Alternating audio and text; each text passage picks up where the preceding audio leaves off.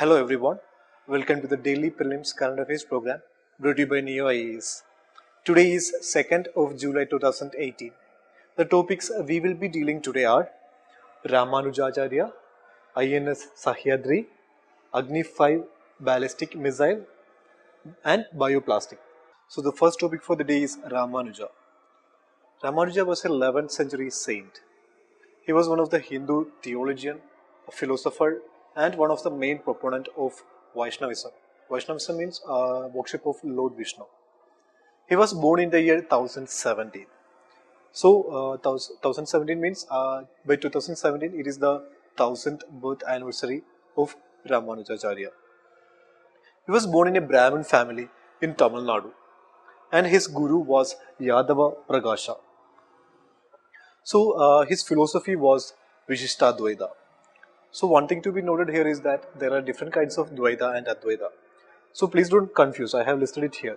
So Ramanujacharya is the proponent of Vishishtadvaita and we have Shankaracharya who is the proponent of Advaita. And Shuddhadvaita is by Vallabhacharya and Dvaita is by Madhavacharya. And finally there is Dvaita Dvaita and it is by Nimbarka. So the philosophies and its proponents are important. So let's recollect it 1 second. So it is Vishishtadvaita by Ramanuja. Then Advaita is by Shankaracharya. Then Shuddhadvaita is by Vallabhacharya. And Dvaita is by Madhavacharya. And finally Dvaita Dvaita is by Nimbarka. And also please note that Shankaracharya and Madhavacharya are the contemporaries of Ramanuja. So that is an important point as well. So the objective of Ramanujacharya is that to induce a Vedic way of life among the society. For that he travelled widely and he spread the message of equality among all. That is why his statue in Hyderabad is being named as Statue of Equality. So the Statue of Equality is constructing for as a tribute for his 1000th birth anniversary. So more about this Statue of Equality. Statue of Equality, when it is constructed, when its construction is completed, it will be the second tallest seated statue in the world. So it will have a height of 216 feet. So currently the second tallest is Guan figure, which is in China. And the tallest figure is Great Buddha statue of Thailand. And the Great Buddha statue of Thailand have a height of 302 feet. So some more points about this Statue of Equality. The statue will be made of Panchaloha, that is 5 metals. And the statue will be surrounded by 108 Divya Desas, which will be built with stone. So in this topic, we should remember the philosophies and their proponents. And the main thing is Vishishtadvaita, which is by Ramanujacharya. And one more thing is the contemporaries of Ramanujacharya. And they are Shankaracharya and Madhavacharya. And also you should have an idea regarding the Statue of Equality. The Statue of Equality is a statue of Ramanujacharya. So the next topic is INS Sahyadri. INS Sahyadri is a Shivalik class stealth multi-role frigate. So this INS Sahyadri has participated in RIMPAC exercise and has secured and was runner-up in one of the technical events. So it is because of its technical advancement. So we will discuss more about RIMPAC later. First we will discuss some more points regarding this INS Sahyadri. So as we said earlier, INS Sahyadri is a Shivalik class stealth multi-role frigate. So what is Shivalik class? Shivalik class is a group of advanced stealth gated missile frigate warships. It is the INS Sahyadri is built in Mazagon Dock, which is located in Mumbai. So it is commissioned in the year 2012 along with INS Shivalik and INS Satpura. So this Shivalik class frigate ship can equip with BrahMos missile and Barak missile as well. Also, the Dhruv helicopter can be incorporated or can be hosted by this Shivalik class frigate. So that's all about INS Sahyadri. Now we will discuss about RIMPAC exercise. RIMPAC stands for Rim of Pacific exercise. It is world's largest international maritime exercise. So almost around 25 nations will participate in this huge exercise. And it is a biennial exercise, which means that it is conducted in every 2 years. And it is hosted by United States Navy. So there was one more news regarding this RIMPAC exercise in 2018. That is, in 2018 RIMPAC exercise, China was not invited as there was a friction between US and China due to the issue caused in South China Sea. Also, three new countries joined to the exercise in this year, and they are Israel, Sri Lanka, and Vietnam. So let's conclude the news. So what is to be noted here? Noted here is that INS Sahyadri. What is it? It is a Shivalik class stealth multi-role frigate. And what is RIMPAC?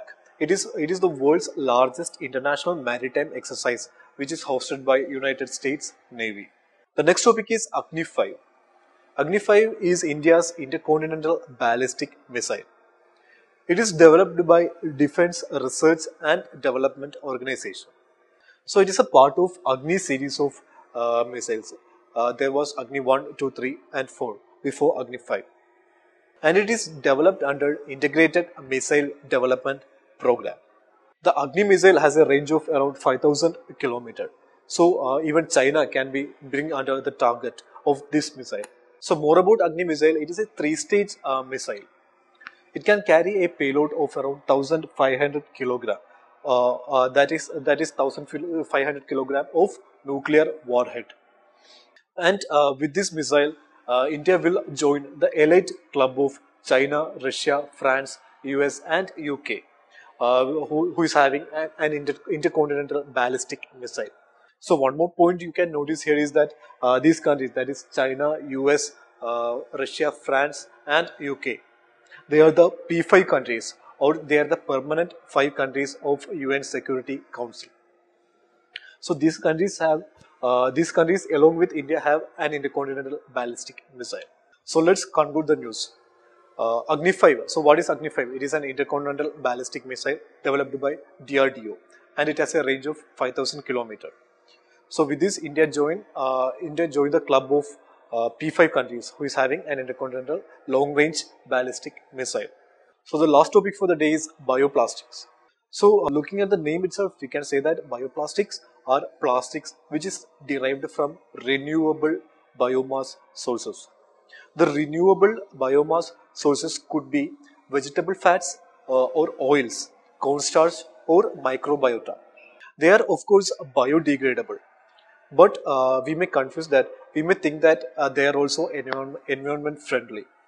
But scientists say that they are not that much environment friendly, because even though they produce a less amount of carbon during production and disposal compared to the synthetic plastic, they are not free of release of carbon compounds, because many bioplastics release carbon dioxide and carbon monoxide during their disposal. So they are not completely environment friendly, and that is the most important point here. So the scientists argue that they will pose an equal threat as that of synthetic plastic to the marine ecosystem.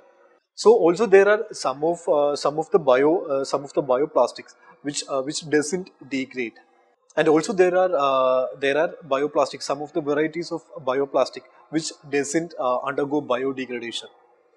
So currently bioplastics are in use in pharmaceutical industries, also in agriculture and in packaging sector, that is packaging of container, etc. So here the most important point which is to be noted is that bioplastics are not completely environment friendly, and that is in news. So here is the model question regarding bioplastics. With reference to bioplastics, which of the following statements are correct?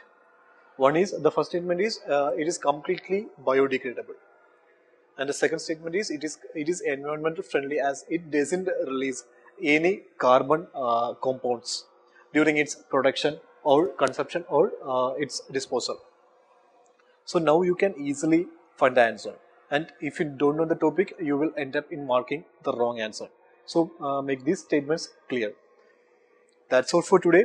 For more news and detailed explanation, please go to our daily prelims current affairs material, which you can find it in the link attached below.